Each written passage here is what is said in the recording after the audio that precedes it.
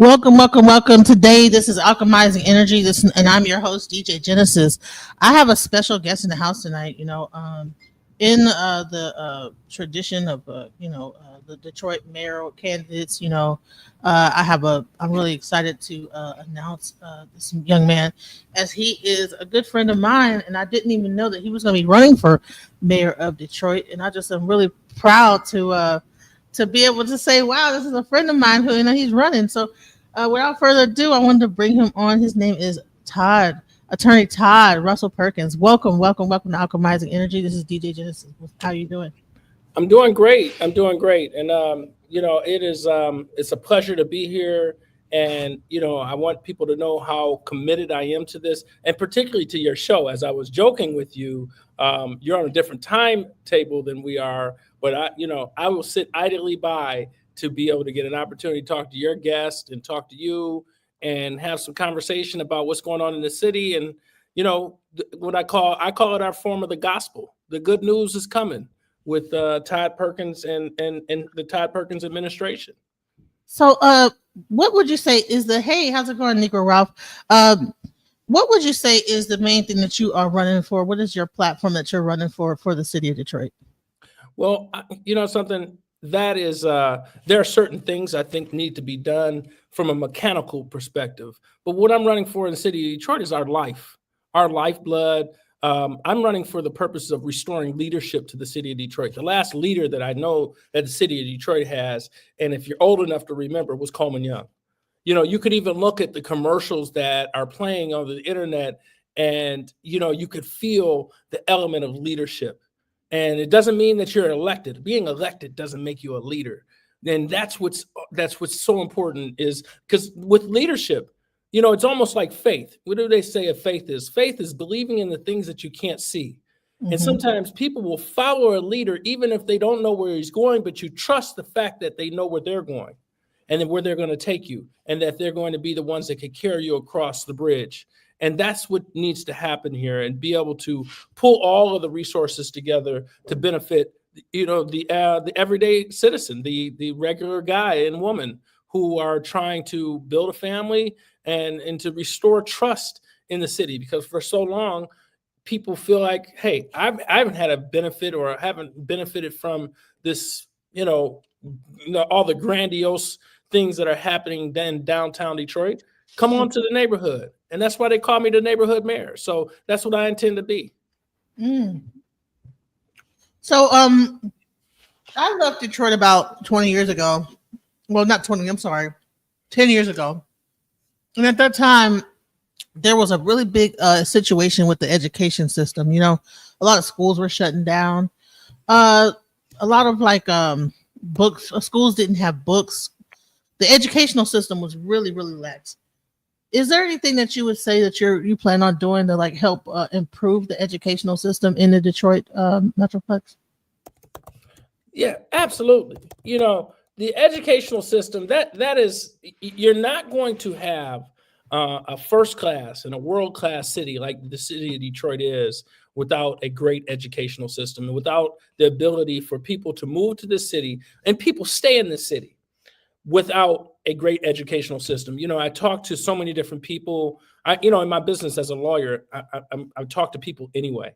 But in my business as a lawyer, but also as a candidate, I talk to people even more so to find out what's making people tick. What are people's needs? What are their needs? What do they want? And I talk to realtors getting ready to sell a house to a nice young couple. They're getting ready to invest $200,000, $300,000 in a beautiful home. Guess what the first question they're going to ask that realtor?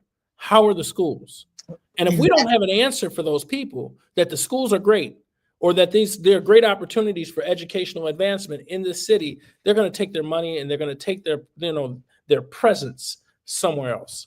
And that's what we can ill afford to see, because what we have seen and what the statistics, these are not, I deal in facts. All these other people, they deal in platitudes and topical conversations. I'm going to tell you a fact. A fact is from 2000 to 2020, 295,000 Black people left the city of Detroit.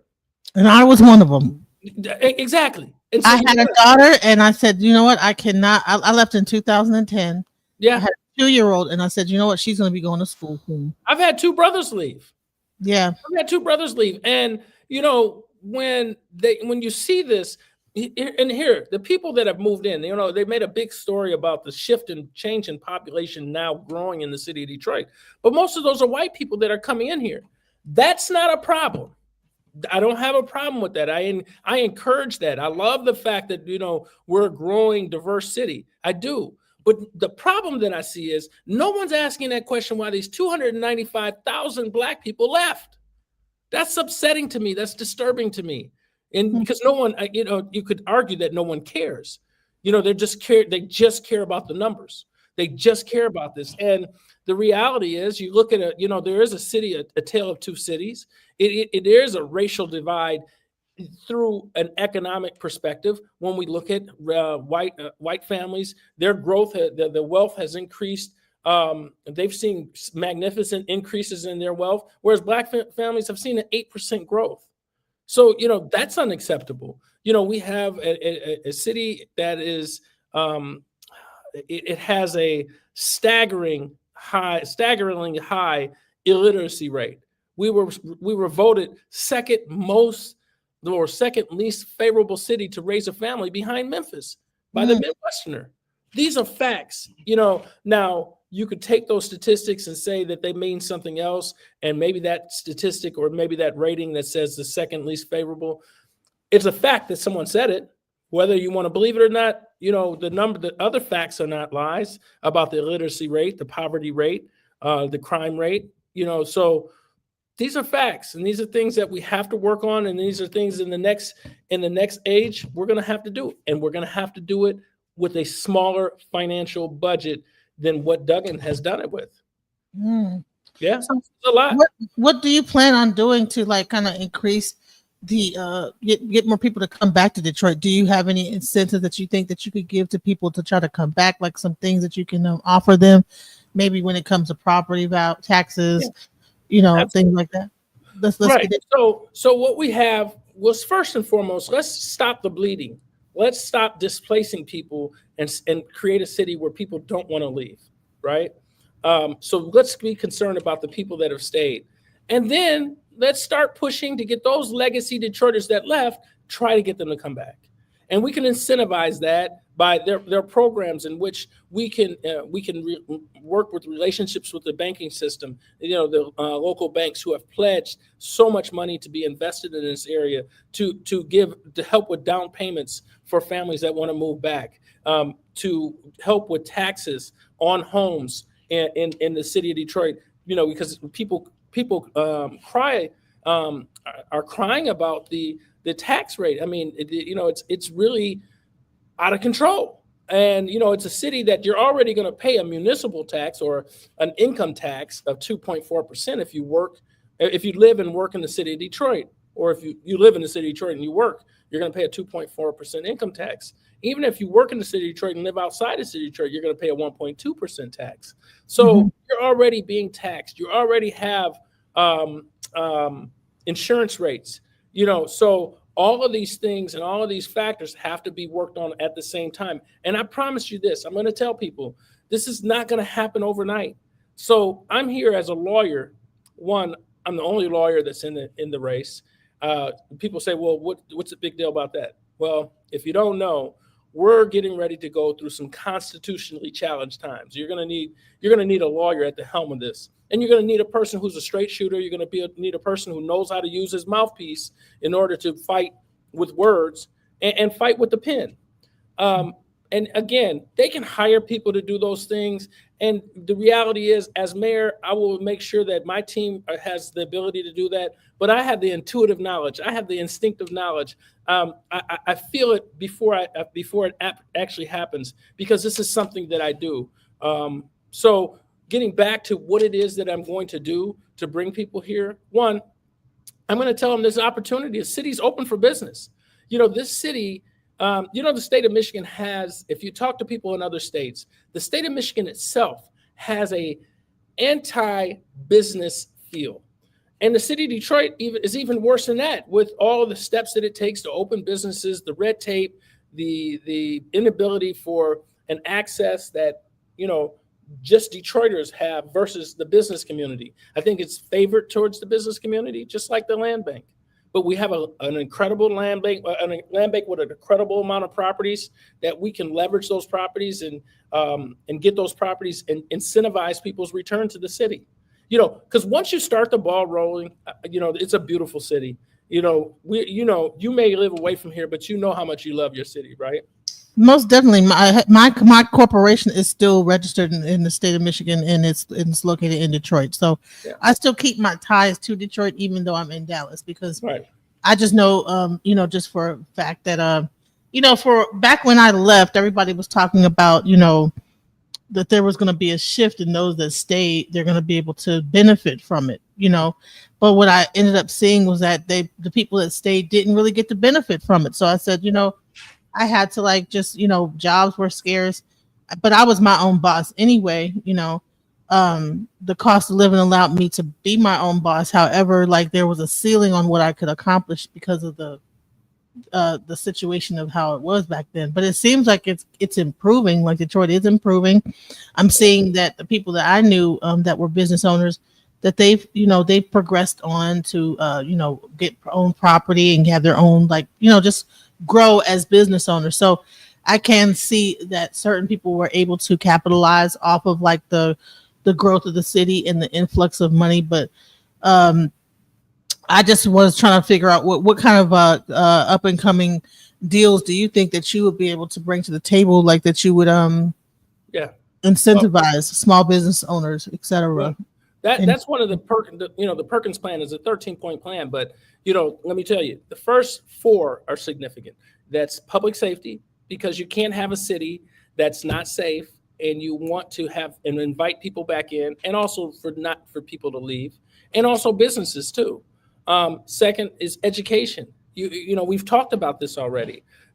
Third and fourth are tied together: affordable housing and economic development. Because you can build all the houses you want, but even if they're affordable, people have to have some employment to afford them.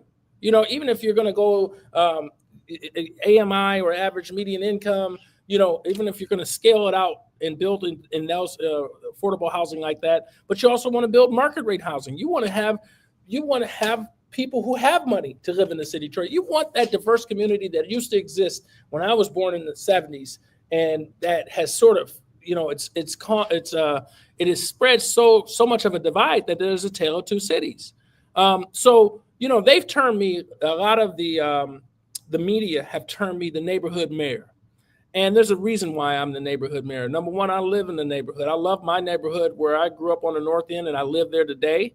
I'm very proud of that neighborhood, and it is changing, but again, change is not always bad. I don't want to get so old and so set in my ways that I'm reluctant to change. But building and bringing small business revival to the neighborhoods, that is a key. And I'm talking about throughout all the 7 districts. And what you want to do is you want to have your planning commission, your people who are the professionals that work at the city, to sit at a table with the business community. I mean, big business, right? I want big business at the table. I want small business at the table in, let's say, District 1. Or District 5 is where I live. Let's say District 5. I want big business there. And perhaps the big business might be American Axle, which is one of the big businesses in that area. And you have the neighborhood organizations, the North End organization, have them at the table, and neighborhoods like that. And then you have the small businesses in that particular area. But when you agree to use, you've heard of these things called tax incentives. The tax incentives and tax benefits. Yes. The financial tools that the city has used to incentivize growth, particularly in downtown. The unfortunate thing about it is the institutions that are from budgets who get cut are not at the table. For instance, the school board's representatives are not at the table when those deals are cut, so that they don't have any buy-in. They don't have any agreements. They're not part of that particular community benefit agreement or whatever agreements in place for the development that's going to be brought to that area. The libraries, they need to have those representatives. And so there needs to be representation As a lawyer, that's what I do, is represent and I advocate. I believe that all parties who are affected by this, and that's why the neighborhood is most affected, because we don't want to build development that's going to displace the neighbors that have been there and stuck it out and are indigenous to these particular areas. We want this development to happen around them, for them to benefit, and for it to be Detroit first, period. Detroit first, and how people might interpret that, to hell away with them. It's Detroit first. And that means Detroit citizens, that means Detroit businesses, and that also means people who've been friendly to Detroit. We can agree that there's been some big business that has been more friendly to Detroit than others. It's a fact. You could look at the numbers, you can look at their record, and look at their record of performance, and that's just a fact. I know at some time, there was some issues with utilities, and actually when it really comes down to it, a lot of the what I would say, what's the word for it? You mean the taxation from utility, or the increase in utility costs? Both, and also having access to those resources, right? Because of the fact that you are a part of on a main water source. I know that it was at some point affecting the income of the city, because of fighting with people. Is that still an issue? Well, okay, let's talk. You have no idea how much you just said in that one sentence. So you might know, but your audience doesn't know. So let's unpack what you just said. Okay. You first were talking about utilities, which is a huge thing, right? Mm-hmm. But, let's talk about water. Let's separate. Even though water I look at as a utility, I look at water as a human right. So let's separate the water from the basic utilities that we all know, lights, gas, and it's because I'm in Texas. The actual city controls the water. So something, we used to control the water. Remember, right? Back in the day, we used to. You know what I mean? We don't anymore. I'm looking like a utility but I don't know what happened to Detroit. So that's why I'm what's going on? Because you left us. I'm sorry. No. Yeah. No, I'm not going to do that to you. You love the city. And but here, we had the bankruptcy, right? Mm-hmm. And the bankruptcy took a lot of our assets, the city's assets that would generate revenue for the city. Cobo Hall, which is now Huntington Place. You might remember it as Cobo Hall. That's now run by an authority. The Detroit Zoo is now run by an authority. The Detroit Institute of Arts is run by an authority. Wow. So the money doesn't go back to the city anymore. Right. The city has some say in it, but it's through an authority. We have a couple of seats on the board. And, whenever things are in authorities, it takes away the city's, the stronghold the city has on it. The revenue, and the income, the revenue from it. Right. Wow. The revenue from the tunnel used to be ours. We gave that away. Wow. Belle Isle is no longer. It's a state park instead of being. What? Yeah. See, come on now, DJ. Oh no. Yes. So now, what do you have? What resources do you have to make money? Do you? We still have our municipal tax. We have revenue sharing from the state. We have the casinos that pay a substantial tax and are a substantial part. So the state jumps in and takes that over. I mean, it depends on. But here's the thing: there's nothing else to take over. They can't take anything more. Don't let me say that. Don't let me use superlatives, because the power. But that's why we have to figure out a way. Damn. No, here's another thing. With leadership, that's not going to happen. Right. If I got the people behind me and I'm being upfront with the people and letting them know it's now or never, then it's not going to happen. It's like a court case. When I'm going to court, our back's against the wall, and we're fighting out our way out of it, and we're gonna declare victory. The story. I hope your audience knows the story of Juan Cortez. Juan Cortez was a general, and he came and he conquered Mexico, but he came on that island, or came to Mexico, and when his army got off the boats, they burned the ships. He says either we're dying or we're going to be victorious, and that's kind of like the spirit that you have to have here. So what else can you do you think? Something I get so excited sometimes, but we didn't finish talking about the water. Yeah, yeah. I'm sorry. Yeah, That's what I was gonna say. That I was gonna yeah. go to the electric and the other utilities, but Well, yeah, let's get to the water. I'll Let's get deal to the with the water. water. So the water is now run by the Great Lakes Water Authority. Detroit Water and Sewage, we still own the infrastructure, but it's leased out. It's kind of like how Belle Isle, we still own it, but it's leased out to the state as a state park. The Cobo is leased out. It's still, and I have to check on the Cobo thing, but I believe that's all the way that it's done is that it's leased out on these long term leases that are renewed every 30 years. And so with the water, Gliwa, Gliwa operates in all of Southeast Michigan in a huge area over Southeast Michigan. And um, Detroiters, even though we only make up 25% of the user base, we pay 40% of the cost to operate Gliwa. Wow. So there's an inequity there. Hmm. We I don't know if you're not here, but this past winter we had a very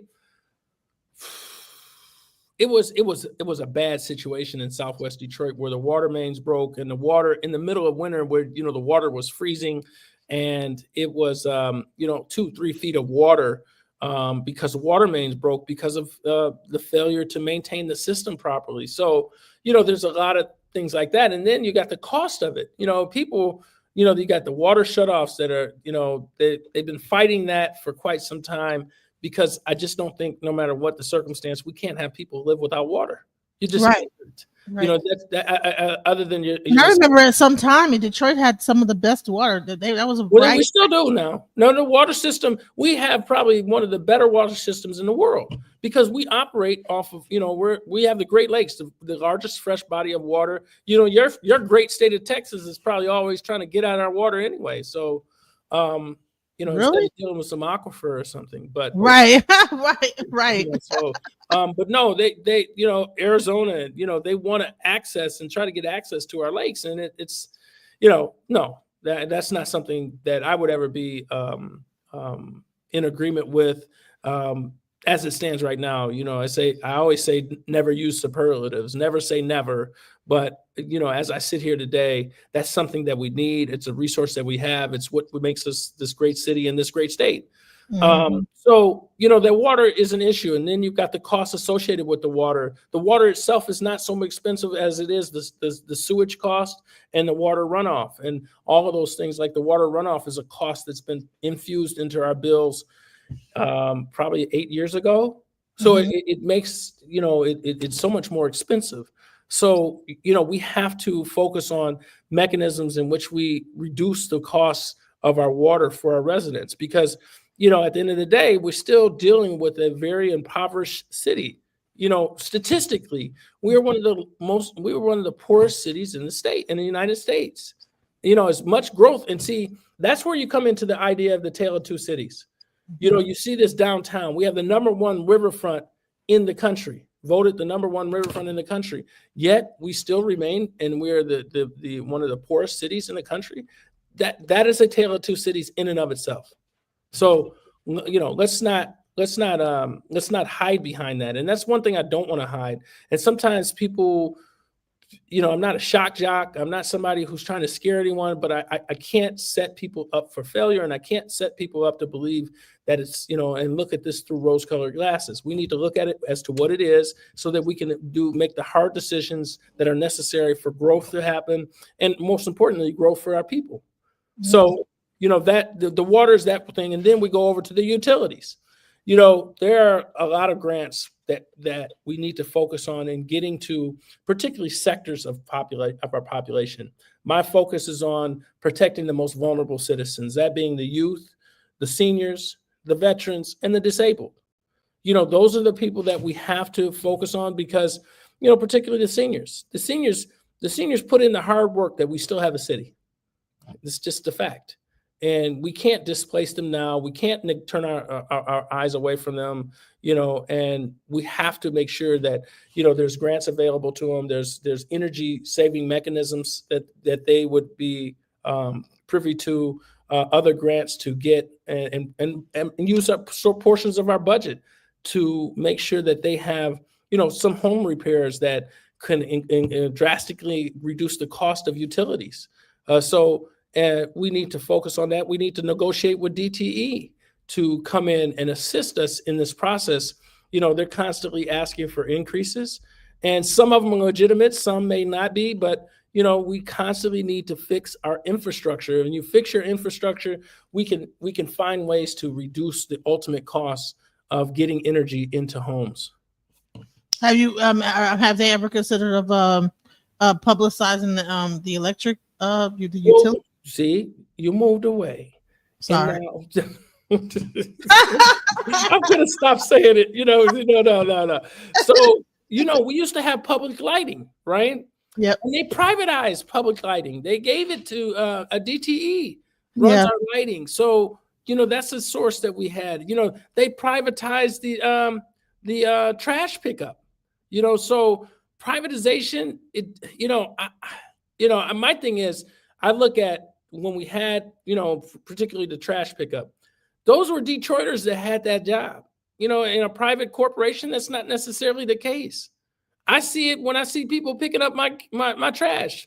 I don't think, I can't guess, and I won't guess, but, if we're talking tongue in cheek, I don't think they live in Detroit. The ones that pick up my garbage the other day, but again, you know what I was going to say? It seems to me, and I remember, people would always say is that a lot of things get started off in Detroit, and then it kind of sips, like Detroit could be like a testing ground for how things go on in other cities, like throughout the United States. So do you think that that's kind of a truth when it really comes down to privatizing everything, using like corporations kind of stepping in, having the state control everything versus a small city? Do you think that this is like a precedence that's mainly about Detroit, or do you think it's maybe a racial thing? I mean, what do you think it is? Let's not run from the issue. In America, race matters, period. Yeah. It just does. Now, as it relates to that particular question, let's be more detailed about that. The theory always has been with privatization that it's going to be cheaper for the city, that it's going to be more efficient for the city. It's going to bring so many positives for the city that it makes sense to do that. That's the only reason why you privatize, that in my opinion.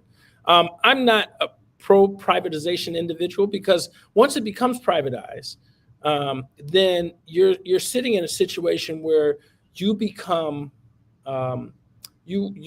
these contracts being renegotiated. Let's say, for instance, if they break down, they say, well, we're pulling out. If we pull out, you don't have any trash pickup, and you have no infrastructure now. You no longer have the trucks to come and pick up the trash. You no longer have any of those items that are necessary, the integral pieces to conduct the work. So they kind of have the leverage against us in negotiations going forward. So that's one of the reasons why. And again, I'm not a socialist nor a communist and think that government should run all of these things. But there's certain things and certain essential services that the government may be best suited to do, so that the everyday person is not affected in a draconian fashion or in a manner in which they're taken advantage of. That would be sort of anti-Detroit first mentality. So you don't want to consider that when you do that. And going back to putting the infrastructure in place, you also have to find the money to do so. We're working off a $1.5 billion budget. We need every dime of that to make this city work. And we know that we're going to have to do more with less. Just a $1.5 million budget. $1.5 billion. Billion, okay. A little bit more than that. 1.54, I can't remember the exact number, but $1.5 billion is what it takes to run the city. And plus, that's not including other streams of revenue or money that we get through grants that we may not have accessed. And also, Duggan has, over the past 12 years, had a couple $1 billion to play with extra. So imagine being able to, put that and infuse that in your budget. That's a lot of money. And, it makes it a lot easier to stop from having payless Fridays. As the city, I remember a long time ago, the city had Payless Fridays. I have a question. So the Renaissance Center, which Okay. oh. What's going on there? You come with these haymakers. I'm gonna start calling you Tyson. Okay, you just swing for the stars.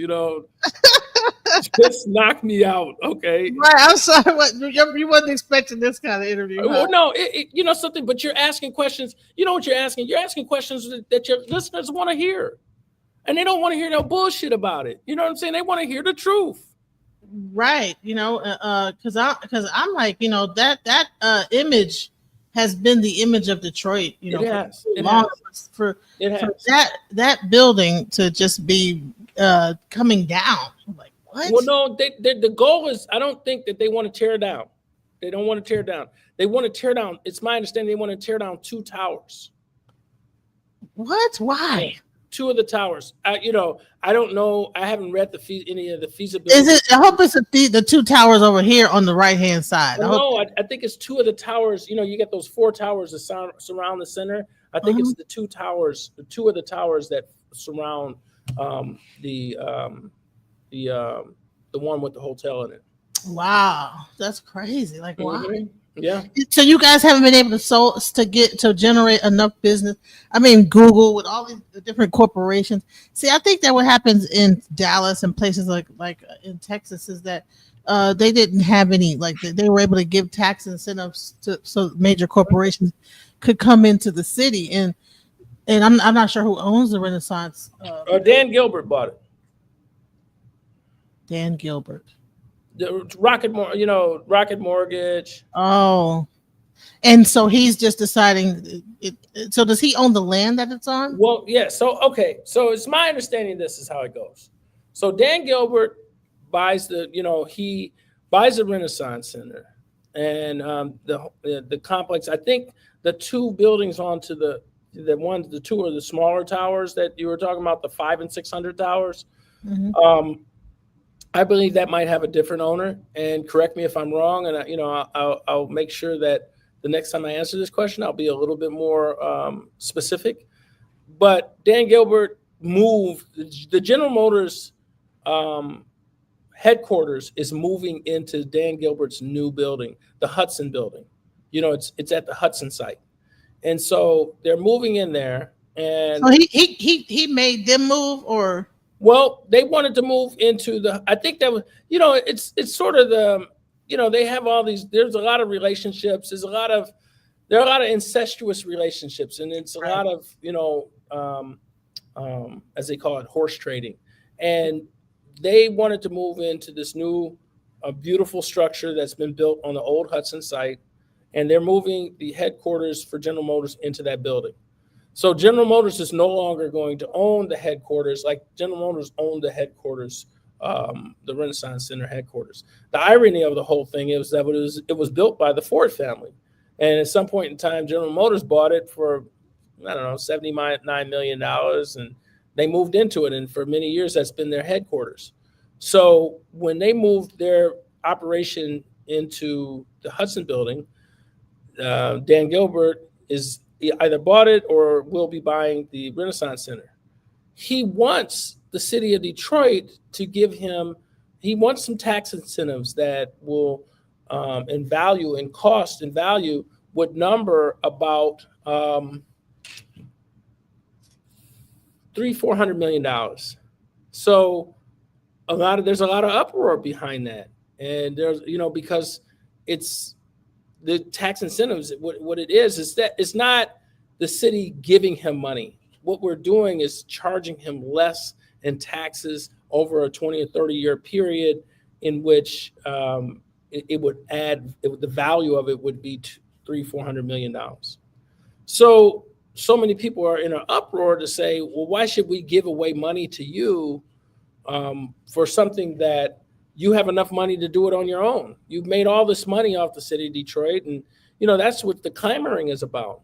And right. I think we need to take a harder look at this and see what is Dan Gilbert willing to give the city. If the city's willing to do this for him, then what can you guarantee? And what not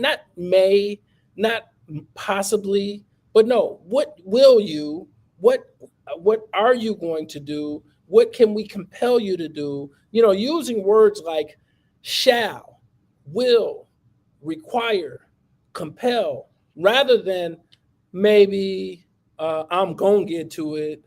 All of those other ideas, all those things, using that leverage to see what we shouldn't be so close-minded as to what he's getting versus what we can get to, because we do Doesn't it want to seem grow our like neighborhoods, and doesn't he it has seem the ability like to do it. there's like a few like main characters that are very rich that seem to tend to have Detroit by the balls when it comes to like corporate interests, that Mhm. when they get control of like these large situations, like Right. large masses of land. And I mean, the Renaissance Center has been a part of the Detroit skyline for Lord knows how long. It's amazing to me that someone could just be like, well, I'm just going to just knock this thing or take a couple buildings off of it and this, that, the other. And then I want you guys to give me less taxes for it because I have less buildings now. So you should give me 200 million less tax No, cuts, whatever. he wants the money. He wants that because of what it's going to cost him to redesign this building, or this space. That's what he wants it. And I guess some could say the justification is that it's generating, or the taking away these two structures would generate. Some would argue that he would get that much less in revenue, so therefore he's entitled to it. But let's look at it from a sort of 40,000 foot view, right? Mhm. And I hope I'm not being too controversial in some of these things. No. Okay. Hold on. Who's Okay. running from controversy? I ain't. Right. Hey, I live in controversy. And when you're in court, there's no more controversy than being in a courtroom where you got one person on one side and another person on the other side. And because you're in court and because you're going to trial, there's a direct conflict in how you're going to proceed, right? Well, trust me, we're going to get into court and crime coming up next. I just wanted to really address this because ever since I've known Detroit, it seems to be a few families that they get really rich and then they come and then they just You're not control. wrong. You're not wrong in that. I mean, that has happened in this city, and it has the government by the balls, and they could just say, "Hey, you need to give me this, you need to give me that." Da, da, da, da. And it's like, bro. But I don't look at it that way. I look at it as, here's how I see it. They have leverage because they have money. There's no, we live in a capitalist environment, and what do they say? He who has the gold is king, right? Now, I look at it still from a leader in the city with all the people behind me. Those people are heavily invested into this community, and that investment is worth enough to them that they're not going to not continue to nurture that investment, even if things don't go their way in negotiating with the city and all those things. So I don't look at it as they have the ultimate say and they have the ultimate control. I don't. I see it quite differently. I see it as a relationship that, if leveraged or if discussed in the right way, if negotiated effectively on behalf of the city, is something that can bring great promise to our city, where I don't think that there was any intentionality in doing that in the past. So when it comes down to also foreign interests in Detroit, a lot of like land and everything has been bought up by a lot of overseas individuals, and who may or may not have kept those properties, but just want to control larger masses of areas in Detroit. What do you think could be done, or what has been done, and what can be done in the future to help with those type of situations? Well, here, what you want to make sure of, right? If you got these foreign interests, or foreign interest or interest, I look at foreign interests as anything outside of the city of Detroit or China. Definitely outside of the state of Michigan. Illinois purchaser, a Texas purchaser, a Chinese purchaser. To me, those are all what I would call legally described as foreign investment, right? Now, there's purely foreign investment when you talk about something that's outside of the United States, right? We want investment, but we're not going to allow them to be negligent in their purchase of property and not maintain it. If they purchase it with a development plan, not enforce the development plan, if you don't enforce it, whatever money you put up, you give us the money and you give us the property back if you're not going to follow through on that plan. Now, I also don't believe that it should be so hard and fast, in a sense, like if they're still collecting and putting the money together in some of these, huge deals. Sometimes those things take place, but we want to see it. We want to see those things materializing. Whereas also with the, and I don't want to be so anti-Detroit, which I think in a lot of situations and a lot of the clamoring and the complaints about our land bank have been against, it's been an organization that's been against our Detroiters. And, they have been hard and fast on those rules. And so we want to have, and what you want to give equity, meaning you want to just do the right thing by people. And especially if you have a Detroit first mentality, you need to have equity for them. You need to have understanding. You need to have some empathy. Yes. Just my 2 cents. I mean, and so let's get into it. I know that back in the day when I was actually trying to acquire property in Detroit, there was a lot of crime when it came down to burglary. Like you'd be afraid to even fix up a house, because if you leave it for 2 seconds, everything that you put in it, I've seen them taking off entire vinyl siding, Right. So let's talk about like actual crime in Detroit and the police enforcement. Now you being a lawyer, do you think that you would be able to have a one up in how to address the issues of crime in Detroit? Yeah. So let me explain that. As an individual who is the current city attorney in Inkster, I am actually as needed counsel for the Detroit City Council. I represent the City Council, which would include Mary Sheffield and Fred Durhall and all the other 7 council people. I was the former city attorney in Highland Park. So I know how administrations work. I know how police departments work. I've represented many of the hierarchy in the police department. I've actually represented the chief of police, who is of the Detroit Police Department. So, I have a lot of knowledge on how departments are run, and I've had a lot of experience in counseling, the administrations and the city council and working in between that. And no one else has that. There's no one on this in these cadre of candidates have that. And they, because none of them have been lawyers, none of them have represented anyone within the criminal justice system. Even if they've advocated in some way, shape, or form from a public policy or some community outreach, that's different than what I do. I've done the community outreach and I continue to do that. I continue to advocate on policy. I continue to do all those things, but there's no one who represents those defendants who go through the system and understanding some of the reasons why these things happen and what happens in the neighborhoods. They don't know, and so when they talk in these sort of platitudes and generalities, that's all there is. I call it soup, so I understand what needs to be done. And that's the reason why I believe that policing needs a complete revamping. And what I mean by that, it needs to be the element of community policing. And the idea of community policing, which you do increase your presence, you do increase the city, or excuse me, the neighborhoods is being interwoven into the fabric, or the police being interwoven to the fabric of the neighborhoods. And what that means is that when the police come into the neighborhood, they don't come in as a stranger, they come in as the people So there's already a neighborhood police officer department that works in the city of Detroit, but that needs to be expanded. But more importantly, as you revamp how you're going to police, the city. And if you look at the city, you could agree 6 Mile and Gratiot is a different type of policing than Sherwood Forest. It just is. So the idea of one size fits all for the entire city is not acceptable. It's just not acceptable. And understanding that, you need to bring the neighborhood to the table as you decide how people are to be policed.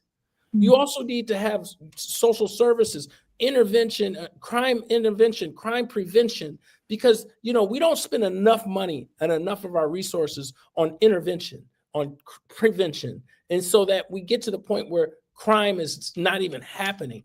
Those are the things that you need to focus on, because a lot of the money that we spend are things after somebody's been convicted, after someone becomes addicted to drugs, after someone gets addicted to alcohol and commits a crime, after we find out this person commits a crime and we find out this person is not necessarily criminal, but is suffering some psychosis or some mental issues that need professional help. So that's where we need to start revamping our department. And, you know, the crime has come down. Don't get me wrong, but let's not. It has reduced.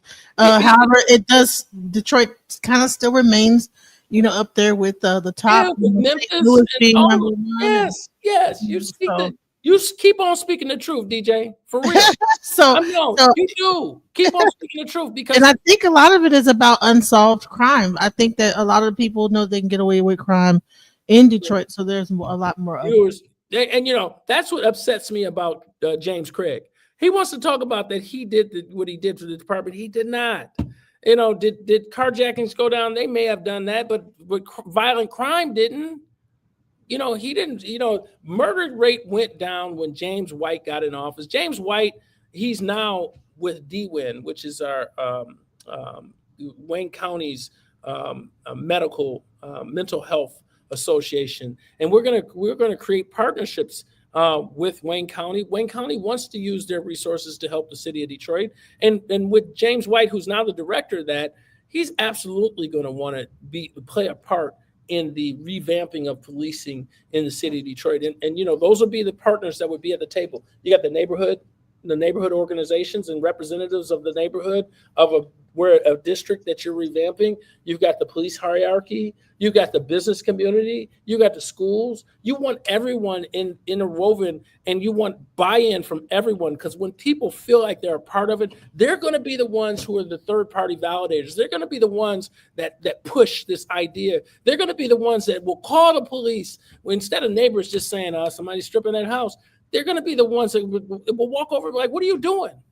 And not allow these things. And I'm not talking about vigilantism. No, I'm not talking about that. But I'm talking about a neighborhood that's impenetrable by just people coming in and wanting to pillage.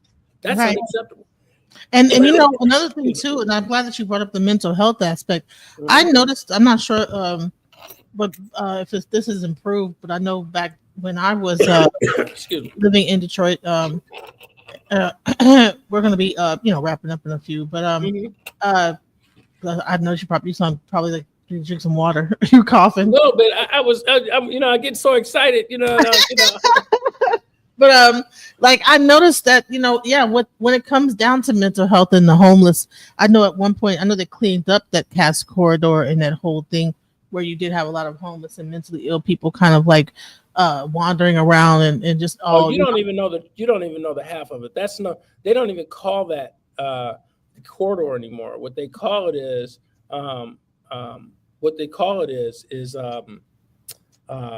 Midtown. They don't even call it. There is. I mean, seriously. If you come to see this now, it is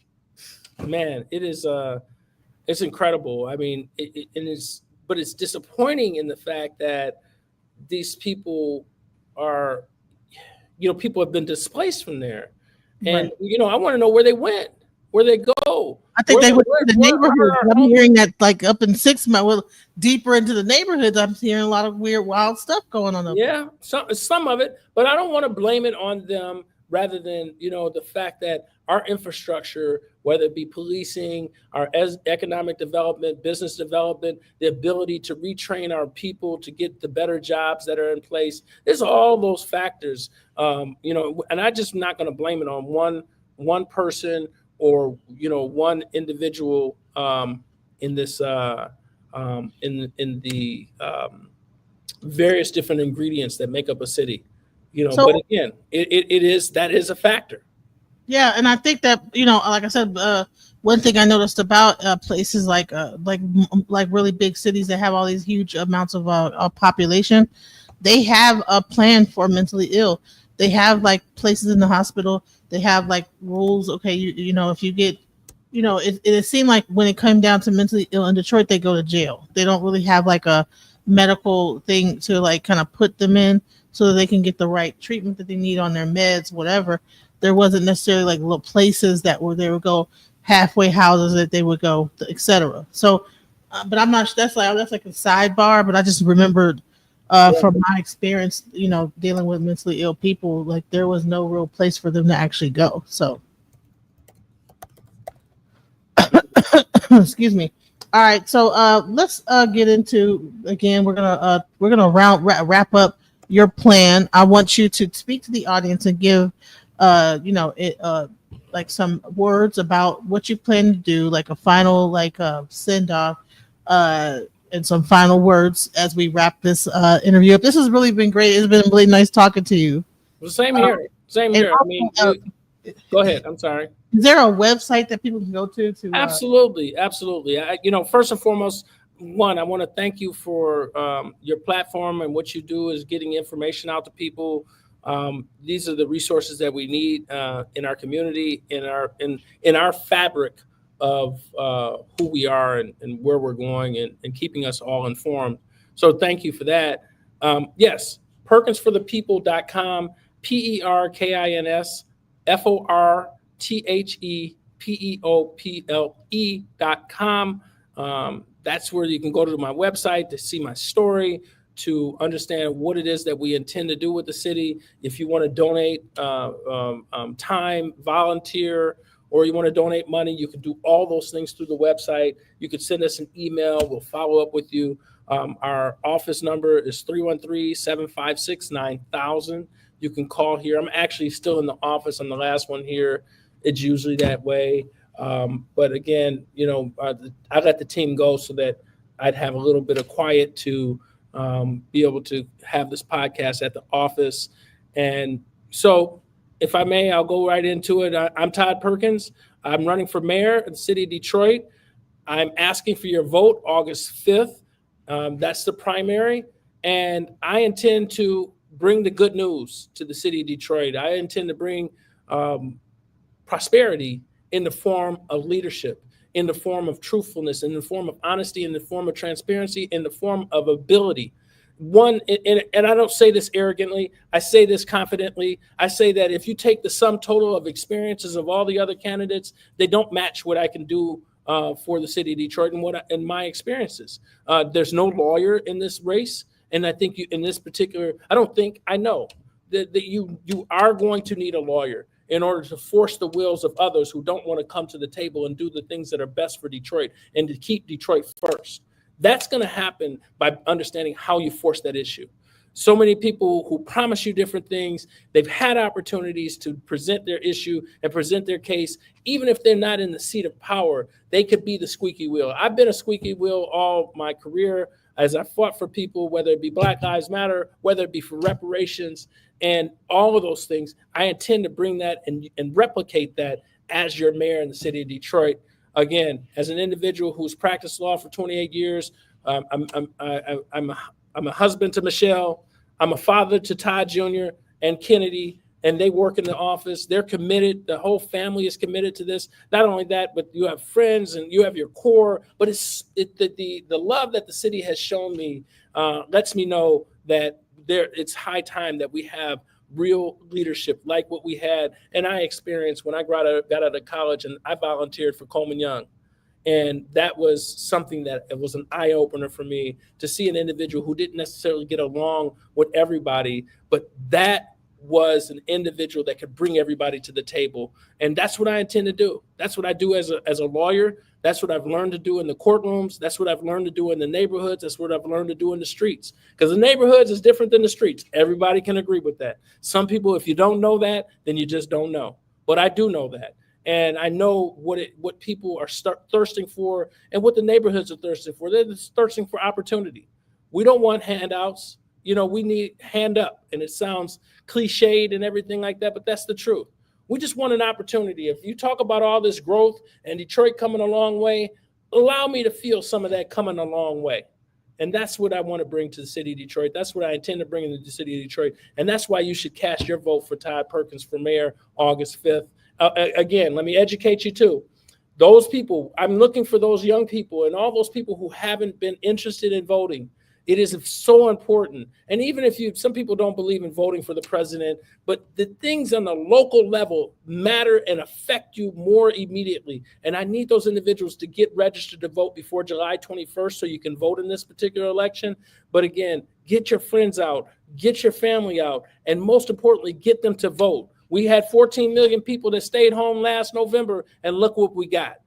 So I don't want to have our people stay home and not vote, because I know if they come out and vote, they're going to vote for Todd Perkins for mayor, because I'm going to bring the truth. I'm going to bring the power, and it's going to be distributed equitably and fairly across our city and to our citizens. Thank you, Detroit. Thank you, DJ Genesis. I'm Todd Perkins. I'm asking for your support and your vote. Thank you. Wow, thank you so much, Todd. I really appreciate your time here with us. Listen, you also have a law practice, so we also want to promote that practice as well. Okay. Yeah, Perkins Law Group. Yeah, let's talk a little bit about that. Yeah, because you still have your law practice. Oh yeah, I'm going to trial on Monday. Right, people still need to. You're still an operating attorney. Oh yeah, people still need attorneys. Yeah. How do we read? Let's get a little bit into that before we let you leave real quick. Absolutely. So, my email address is tperkins@perkinslawgroup.net. That's our email address. That's my personal email address, or my personal professional email address. Our office number is 313-964-1702. You're going to get a voice when you answer that phone. Now, if the phone is ringing like it does sometimes during the day, it may go to voicemail, but we have a service that, our staff is always on call to receive calls, 313-964-1702. We've been in downtown Detroit 28 years, or 27 years. I've been practicing 28 years, coming up on 29 in November, but 27 years. And, the only thing that's going to change this year is that I'm going to move from 615 Griswold, Suite 400. I'm going to move over to 2 Woodward on the 11th floor as your mayor. But again, the practice is booming.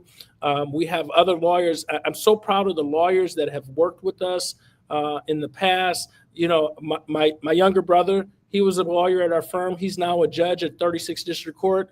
You can check out Judge Sean Perkins. He goes viral all the time. He's the judge, if you saw in the media, who was in court with the woman making the peanut butter and jelly sandwich. That's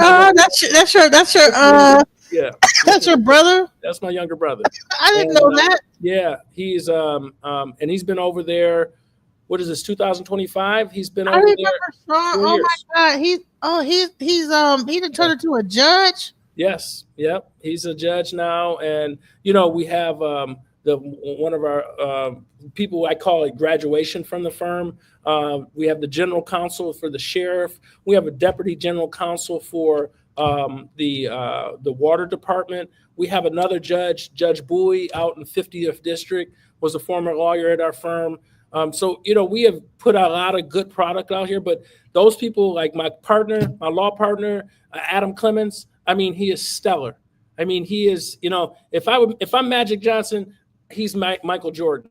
And What I like to say is that I tell the young lawyers that come into the firm and that work for us that I'm setting up a platform for them to be greater than me. And, that's one of the things also with leadership. What we don't do in our Black community and with our Black leaders is we never find that person to take our place, because we need to have and create the legacy of leadership too. And so the day I get in office, the day I get sworn in as mayor, besides doing all the other things as far as looking at a financial audit of the city's resources and also the finances, besides doing all those things, I'm going to be looking for the next mayor of the city of Detroit who has the same values and has the same love for the city of Detroit. You can't be so arrogant about this. You can't want to hold on to it so tightly, because anything you hold on to too tightly, what do? You squeeze it away. And that's not what we're going to do here. We're going to create a pipeline to leadership that is going to wrap its arms around the city of Detroit, and we're going to take it to the next level as Detroiters, not necessarily people from outside Detroit, but people who've come into Detroit and Detroiters who've been here. We're going to do it because we can. We're skillful. I want to create a city. I've got a son who I told you works in the office, who's working in the campaign office. He's a junior at Howard. I want a city that he's going to feel comfortable in 2 years, when he graduates, he's going to want to come back and work in the city of Detroit and not go to Atlanta and not go to Dallas, not go to San Antonio. No, seriously. You keep. I didn't know. I wasn't beating up on you. Jabs at me. You keep throwing little jabs at me. No, not at all. No, but I'm just messing with you left for legitimate reasons. Yeah, you know what I'm saying? And I want to take away those legitimate reasons. Yeah, give me a reason to come back. That's what I'm talking about. For sure. That's all I'm saying, because you say less. When you talk about you got a kid and you moving, say less. Yeah. Say less.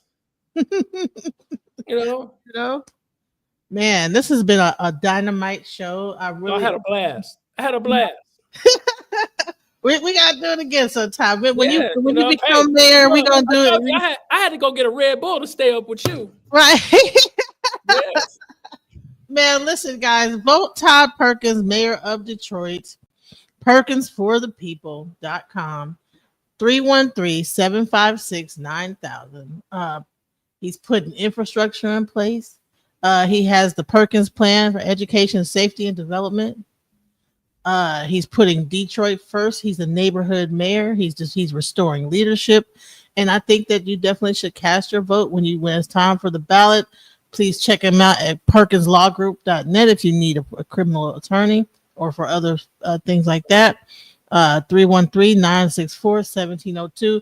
And hopefully if you get his brother as a judge, hopefully you got all your ducks in a row so that you he'll be all right. Avoid prison. No, he'll be all right. And if you saw that story, they went and talked to the young lady the next day, and she admitted, she says, I was wrong. He was right. And a lot of times, peanut butter sandwiches while you're on. Yeah, but and my brother's the same kid that grew up on the North End with me. He wants us to be better and do better and to expect better of ourselves. Exactly. Be better, do better, expect better of ourselves. Thank you, Mr. Mayor Perkins. Thank you, Mayor Perkins. We're gonna speak it into existence. Thank you, Mayor Perkins, and we're out. Thank you.